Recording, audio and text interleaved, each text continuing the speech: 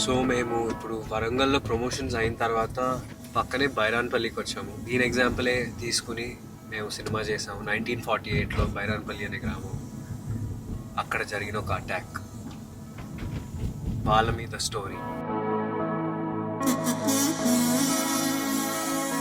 ఈ ఊరు గురించే సినిమా.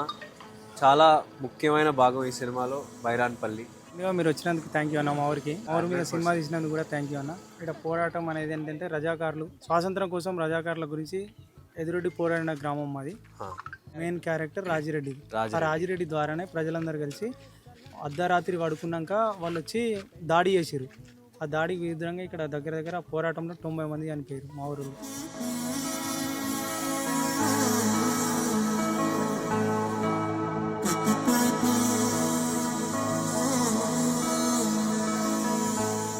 మొత్తం కూటిగల్ గ్రామం ఇక్కడ పక్కపంట ఉంటుంది.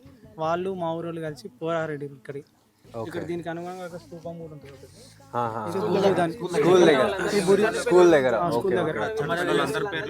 ఈ బుర్జు మీద నుంచి అక్కడ హోల్స్ ఉంటాయి.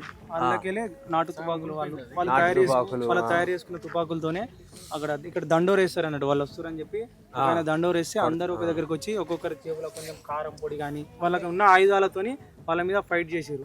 ఇక్కడ డోర్ ఉంటుంది, ఇక్కడ నుంచి లెఫ్ట్. Okay okay okay. లోపల కూడా ఒక చిన్న రూమ్ ఉంటుంది సెపరేట్, డిఫెన్స్ దాచుకోవడానికి కానీ, అందులో ఎవరైనా సీక్రెట్ గా దాచుకొని ఎవరైనా సడన్ అటాక్ చేసినప్పుడు కూడా చేయడానికి లోపల ఒక డిజైన్ చేసుకున్నాం. Okay okay okay. అక్కడ మళ్ళీ దీనికి డైరెక్ట్ పెద్ద పెద్ద చెట్లు మొలవడం వల్ల కూడా ఎప్పుడు కూలిపోతుంది అన్న పరిస్థితికి వచ్చే ప్లేస్ లో ఉంది ఇప్పుడు. డెఫినెట్ గా జనాలకి ఈ ఊరు గురించి తెలుస్తుంది, 100% తెలుస్తుంది. కాకపోతే మా ఊరికి ఈ దీని వల్ల ఇంకొంచెం ఏమైనా డెవలప్ అయ్యి ఈ దీన్ని కాపాడుకుంటే చాలు. మా ఫ్యూచర్ జనరేషన్, మా వచ్చే పిల్లలకు కూడా మన ఊరికి ఇంత చరిత్ర ఉందని ఒక 10 మందికి తెలిస్తే చాలు. డెఫినెట్ గా అండి, ఈ సినిమా తర్వాత డెఫినెట్ గా బైరాన్పల్లి అనే ఊరు గురించి చాలా స్ట్రాంగ్ గా తెలుస్తుంది. కోరుకుంటున్నాం మీ సినిమా కూడా చాలా హిట్ కావాలని. చాలా డెఫినెట్ గా